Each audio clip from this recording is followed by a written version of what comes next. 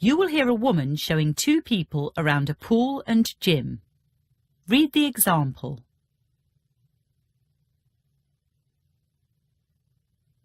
Good evening, I'm Louise and I'll be showing you the complex. Nice to meet you, Louise. I'm Wei Wei.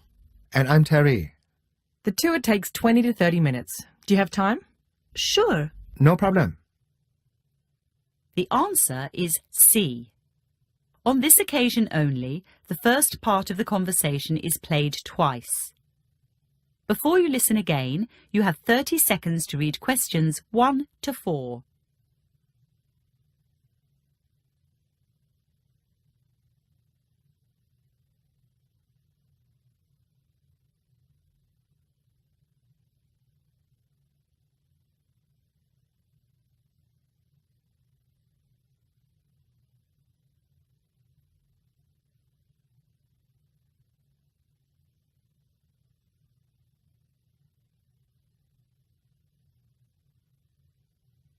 Good evening, I'm Louise and I'll be showing you the complex. Nice to meet you, Louise. I'm Wei Wei. And I'm Terry. The tour takes 20 to 30 minutes. Do you have time? Sure. No problem. We always like to ask people who come here for the first time how they found out about us. We work on Albert Street, not far away. So you saw our new sign? I must say I love the blue dolphin. But in fact, I didn't notice it until this evening. Did you read about us online? We've had some great reviews. No, I didn't. I'm afraid not. So, A woman at work comes here and she loves it. She swims every lunchtime. I'm hoping to join her. in winter, midday classes are popular. Or were you thinking of swimming by yourself? I'm not sure. Taking a class could be more motivating than doing laps on my own. True. The number one reason people stop going to a pool or a gym is not the cost, nor even the time, but a lack of enthusiasm. They just run out of steam. Speaking of steam, you've got a sauna here, haven't you? Yes, we have. It's a great place to relax. But let's have a look at the main pool first. Recently renovated, this 8-lane, 25-metre pool is heated to 27 degrees Celsius. Sounds nice. The children's pool next door is even warmer at 31. Charlie might like that, Wei Wei. Does your son Charlie swim, Terry? Actually, Charlie is not my son. Oh, I'm terribly sorry. It's a common mistake. We're from the same country and we work for the same company, but we're not a couple. Before you listen to the rest of the conversation, you have 30 seconds to read questions 5 to 10.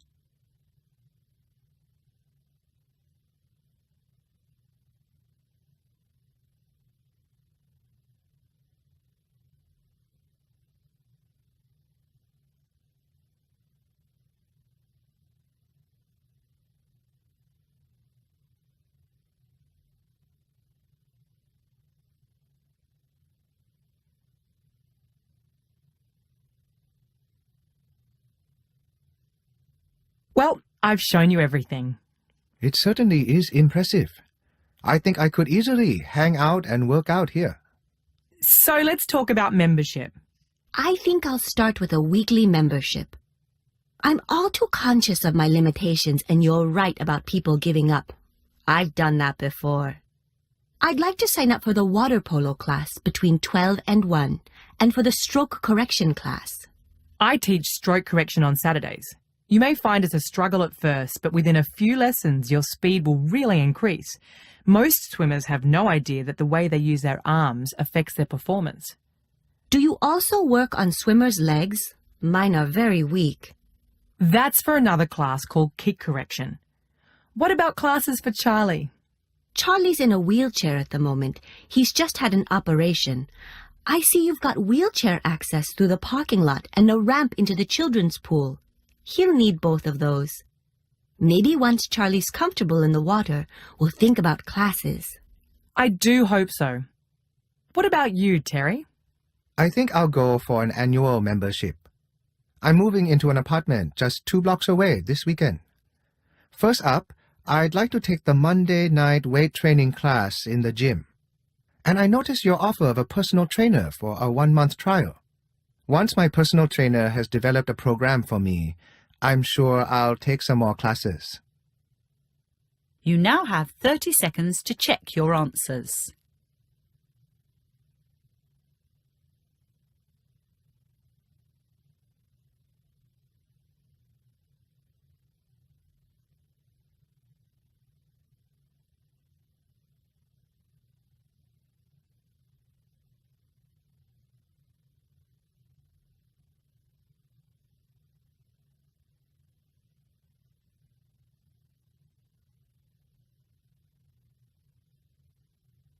That is the end of Section 1, Wharf Redevelopment. You will hear a man talking about plans to redevelop a wharf. Before you listen, you have 30 seconds to read questions 11 to 16.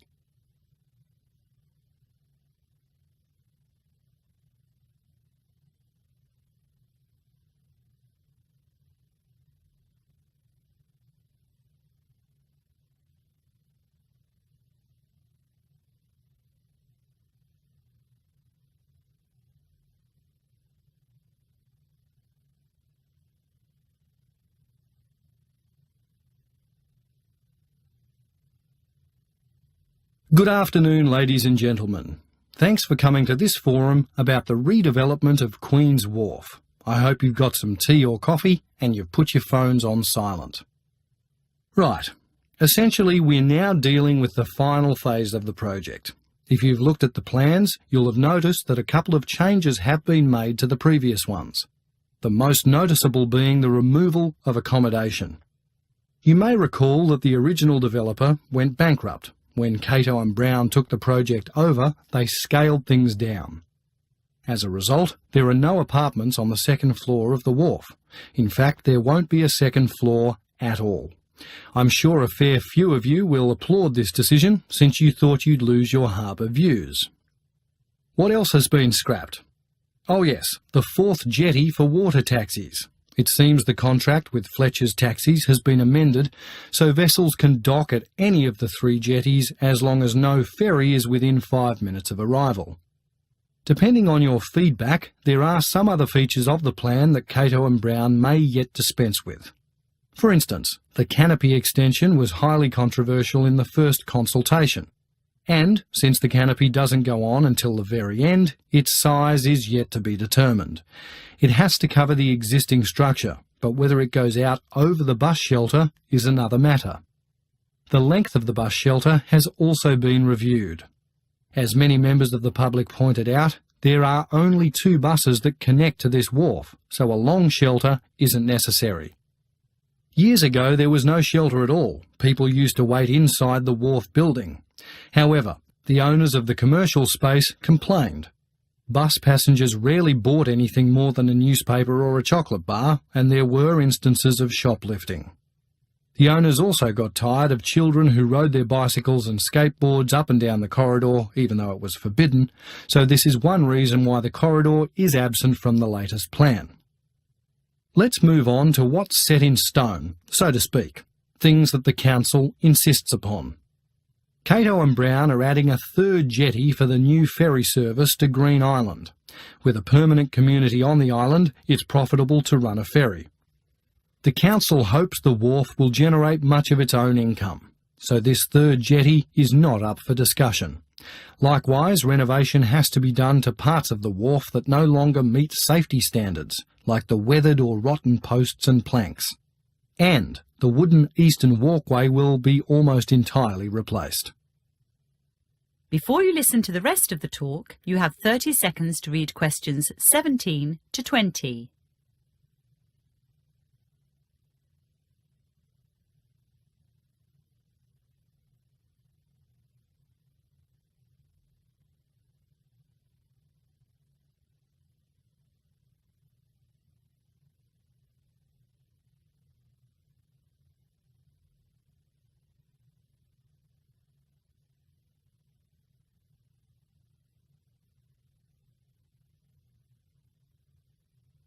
Now I'd like to spend a few minutes outlining the redesign of the space inside the wharf building.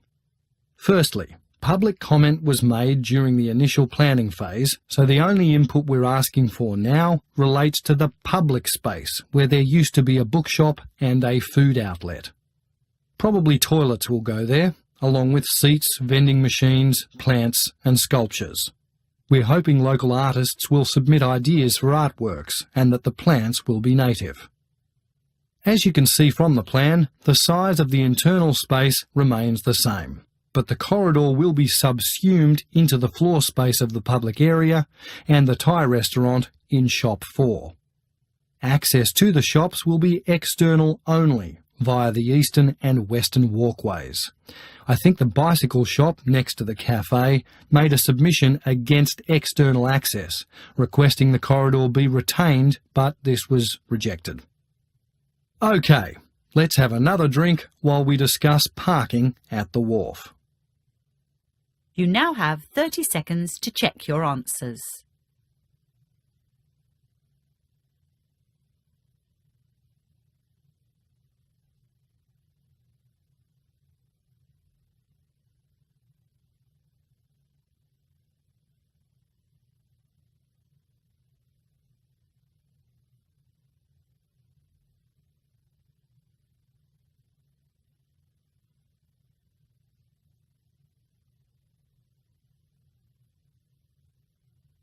That is the end of Section 2. Section 3. Postgraduate Research. You will hear two students talking about their postgraduate research. Before you listen, you have 30 seconds to read questions 21 to 25.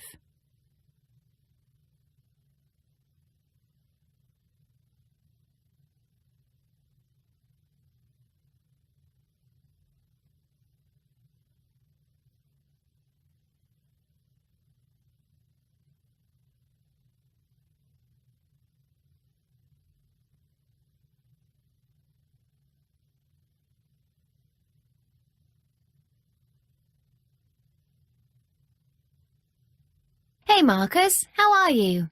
I'm really well. I thought you were in South Africa. I was until a month ago. I came back to do a PhD. Do you know what you're getting into? I'm writing a master's thesis and it's driving me crazy. Oh dear. I heard you had an amazing job in a national park. Why would you give that up? It's true. I started out working in a national park, looking after ostriches. And it did seem like my dream job. But almost by accident, I got involved in taking DNA samples from the birds. I ended up analysing the samples myself in a lab in Cape Town. It was incredible, working in the lab. Suddenly, I realised I had greater ambitions than being a park ranger. Well, well. What was the DNA for? You see, ostriches are part of a group of flightless birds called ratites. And there's a mystery in ornithology about how they spread around the globe when they can't fly. That is weird.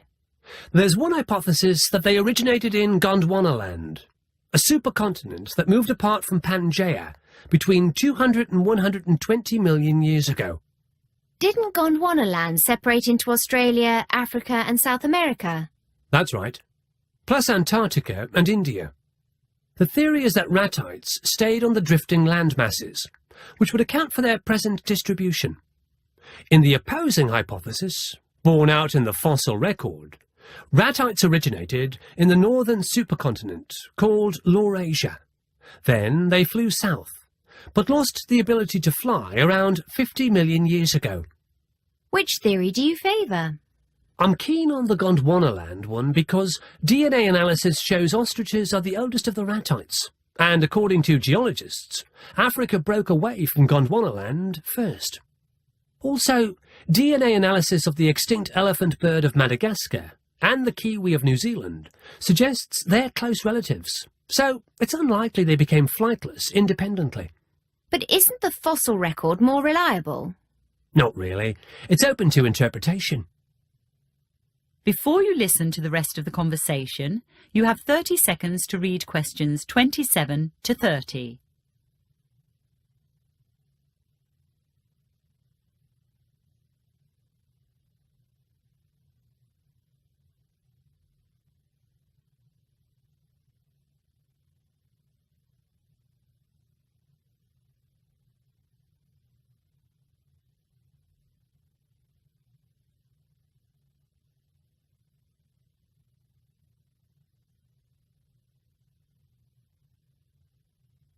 How's your research going? Not so well, I'm afraid. I presume you're doing a Master's in Public Health. What's the topic of your thesis? Well, that was my first problem. It's changed about 20 times. Currently, I'm looking at fathers' visiting habits in neonatal wards. Remind me how old neonatal babies are. Up to 4 weeks. And what's the aim of your research? I'd like to propose a change to hospital policy. I think limited access by fathers to their newborns would improve the health of infants and their mothers, especially in intensive care. Whoa! That's a radical idea. Letting the family be part of the birth process has been standard practice in hospitals for 40 years. And because of that, I chose a quantitative research methodology. You'll have to tell me what that is again as well. Quantitative research collects data that can be explained numerically. It's used to determine general trends. Uh-huh. But my next obstacle was that I couldn't get a large enough sample of paternal behaviour to analyse it quantitatively. Why not? 4 of the hospitals I approached refused me access to their patients. I did get permission from 2 others where I used to work, but the results of my survey were so scattered I couldn't model anything. So, what did you do? I opted for a qualitative approach. I gave up large data collection and did in-depth interviews with a handful of fathers. At the same time, I set up an online discussion group for fathers. How did that go? Frankly, it was too slow to be useful. I've got to finish my thesis by the end of the year, and managing the website took too much time.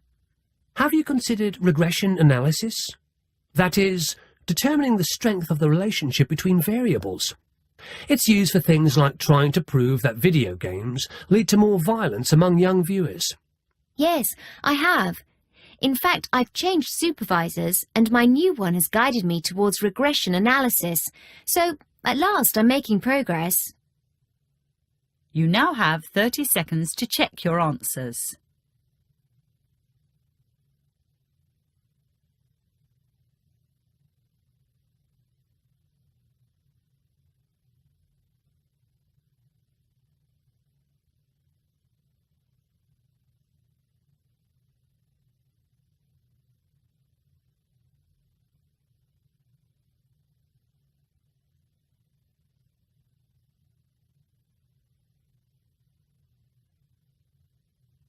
That is the end of section 3, Cousin. You will hear a lecture on searching for planets similar to Earth. Before you listen, you have 45 seconds to read questions 31 to 40.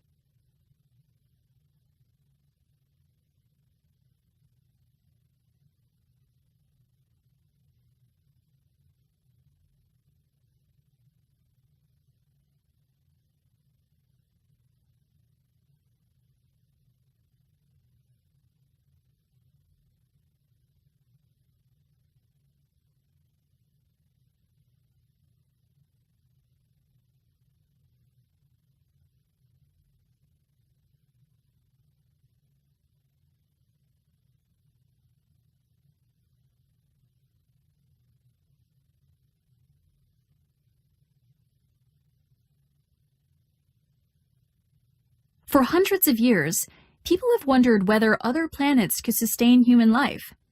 20th century space missions cast doubt over colonization of our own solar system. But there's plenty of hope beyond. Distant bodies orbiting faraway stars are known as exoplanets.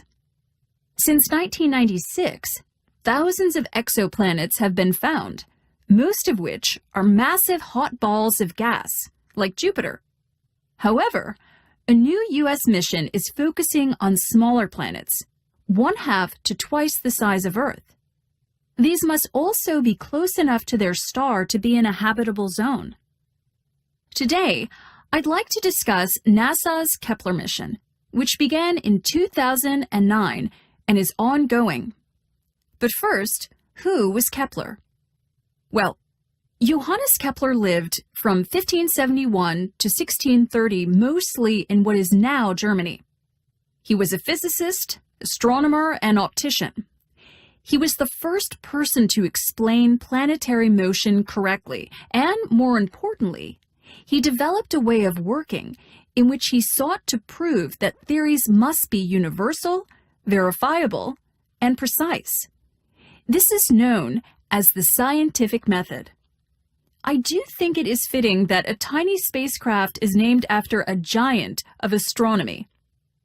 NASA's Kepler satellite is small and relatively simple. Other telescopes, like Hubble, provide exciting data. But Kepler surveys just one area of the galaxy, the constellations Cygnus and Lyrae, and records events over several years. It has already identified around 1,000 new planets and provided data on another 3,000 potential planets. Kepler is powered by a solar array. Its largest instrument is a photometer, a sensor that measures the light emitted by more than 100,000 stars. The photometer is so sensitive it can detect a drop in brightness when a planet moves or transits in front of a star of 1 part in 10,000. This is like recording the decreased brightness of a car headlight when a small insect flies across it. When a planet transits, NASA's computers graph the curving light from the star. Regular, repeated dips in the curve could indicate a new planet. A smaller dip, when a planet passes behind its star, creates reflections.